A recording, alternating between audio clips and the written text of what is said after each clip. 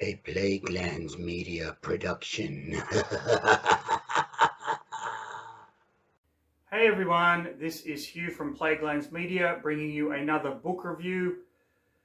One that I am actually quite sad about, but one that I think is necessary just for my own peace of mind and well-being. So cheers to the new year.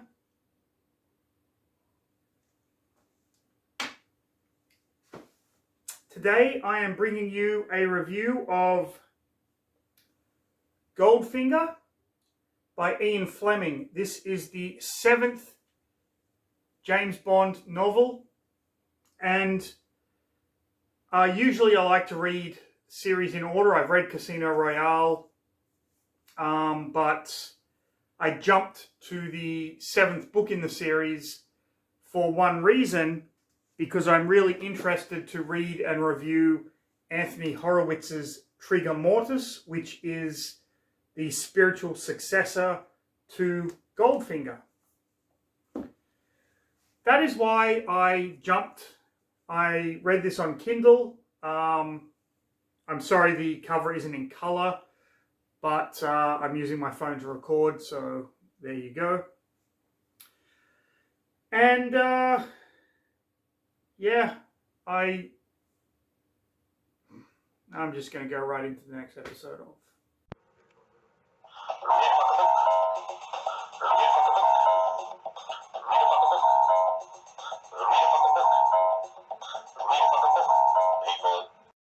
As much as I actually hate to say it, Goldfinger was shit. It was one of the worst books that I have ever read. And I hate when reviewers, film reviewers, book reviewers, or whatever, do this thing where they love to just heap negative shit on something to get the views and get the likes, but I'm really sorry. This book was awful. It starts with James Bond in an airport bar, lamenting his life. An acquaintance of his, who is a character from Casino Royale, sees him, recognizes him because he played in the Baccarat tournament. Those of you that aren't familiar with the novel over the film, instead of Texas Hold'em, the tournament was Baccarat. Sees Bond and says, listen, I play canasta with this gentleman called Goldfinger, and he always beats me and I've lost so much money. Can you help me out? So James Bond decides to watch the game and see whether or not Goldfinger is cheating.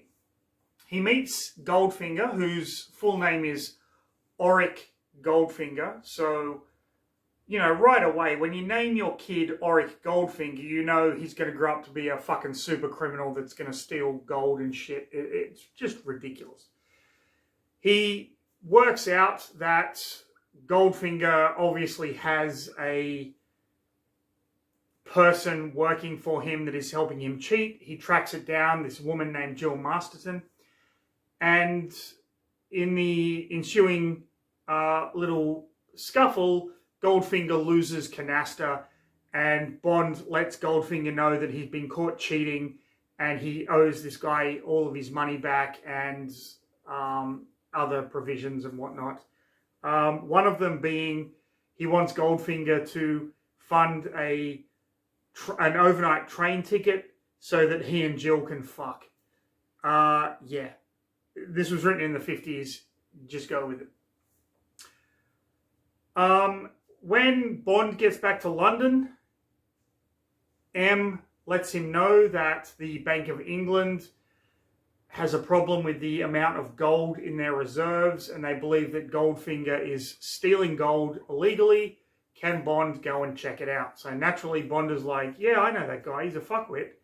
I'll go check it out. This is the stupidest plot I have ever read in a fucking spy novel. Bond knows that Goldfinger likes playing golf. Goldfinger sends Bond a message saying, next time I'm in England, let's have a round of golf. So they set up this sting operation over a round of golf, which literally takes almost 50 pages to fucking explain. Golf. If you're not a fan of golf, if you don't know the game of golf, this is the most boring shit you will ever fucking read. I know golf. I don't like golf. Holy crap. I could not believe how long this sequence went on for. Goldfinger ends up cheating to beat Bond. They put a $10,000 bet on because Bond took $10,000 from him. So they're playing this game of golf, and Bond's caddy is like, you know, he's cheating, right? And Bond is like, what the fuck? All right, well, to beat him, I'll cheat. Which he does, which pisses off Goldfinger. We then move to Bond chasing Goldfinger down. Goldfinger goes overseas to Europe, I believe. Bond chases him down and finds out like he has this operation going where he buys cheap gold, melts it down, smuggles it to India, gets good prices for the gold, or some fucking rubbish. Who gives a shit at this point? Who fucking cares? Bond finds out that there's a woman who's trying to assassinate Goldfinger. They get caught by Oddjob. You remember Oddjob, the guy in the films with the hat. He throws the fucking hat. So Bond and this chick get caught by Oddjob. Bond finds out that this woman is the sister of the girl that was helping Goldfinger cheat at the beginning of the book, and she's out to kill him because she got killed herself. The sister got killed because Goldfinger painted her in gold, but didn't leave any spot open, so she died because of sweat or something, whatever, who fucking cares. They get caught, they go to Goldfinger, and Goldfinger's like, this is fucked up. I'm going to torture Bond until he tells me what I want to know. Does he torture Bond? Kind of. He puts Bond on a table with a circular saw going for his dick, and Oddjob punches the shit out of him, and Bond falls unconscious. And then when Bond wakes up, Goldfinger has decided Bond and this woman are going to be his secretaries. I kid you not. Bond takes notes through the villains' meetings. That's what he fucking does. You know what? I fucking can't at this point. I just fucking can't. This guy's big plan is to get all the gangs of America together, including Pussy Galore. You'll remember in the movie, Pussy Galore was she had the Daredevil stunt team, and she was clearly a lesbian, but then when she kissed Bond, she became heterosexual. It's fucking ridiculous. He gets all the gangs together, and they're going to rob Fort Knox. And he says, we're just going to put everyone in the town around Fort Knox to sleep, and then we're going to go in there. Bond realizes something's not right. He gets a message to Felix Leiter, the American agent that he's friends with. And it's so stupid because he writes like a message on something and then he expects some guy to find it and then go to Felix. He doesn't. You don't even know if anyone found the fucking message. As they're going to Fort Knox, everyone appears dead. But it's all a ruse, and they jump up and take everyone out, save the gold in Fort Knox. Goldfinger gets away. Bond gets rewarded. The chick that Bond's with gets killed, even though it's clear that she's a lesbian in love with Pussy Galore. And that's pretty much the story. Disappointing. pathetic. It was a weak entry into the Bond franchise. I really have nothing good to say about this book, and that really fucking upsets me because I don't want this to be a channel that perpetuates negative reviews. I want it to be a channel where I share stuff with you that I like. But like I said, I read it primarily to get the background for Trigger Mortis, which I will read and review in the future. But I was just dumbfounded by how fucking stupid this book was. How dumb James Bond is in this book. How idiotic the villain is. I mean, Goldfinger is an iconic movie Bond villain. In the book, he's a fucking idiot. Here's just one example.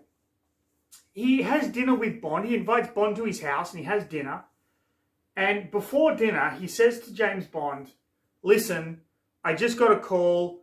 One of my associates has been in a fight. The police are there and I've got to go. So just stay here and I'll be back in about half an hour.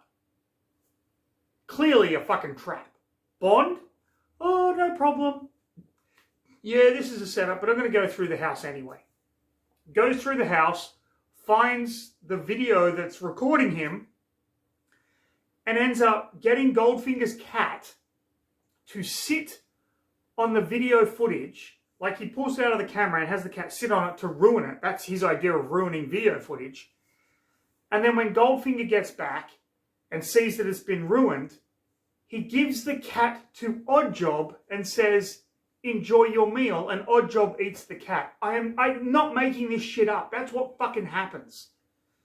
The portrayal of Korean people in this book is so fucking racist, and I get it's 1950. Like, the book was written in the 50s, so, you know, I get that. But there's 1950s racism, then there's James Bond Goldfinger racism. That's just a whole nother fucking level. Ian Fleming had a chip on his fucking shoulder for some reason. So, unfortunately, this is the first time I am saying this on this channel. I cannot recommend this book to anyone. Please, if you're reading the James Bond, Ian Fleming novels, skip Goldfinger and just move on to the next one because it is trash. Pure and simple. Am I glad I read it? No.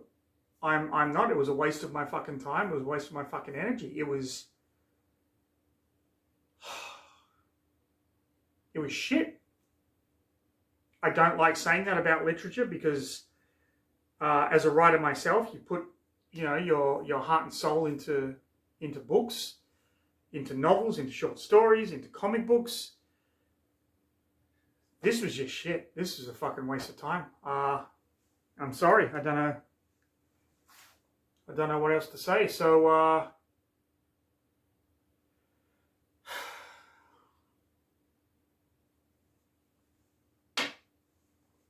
stay safe. Have a fantastic rest of your day. And please, read a fucking book that isn't Goldfinger, people.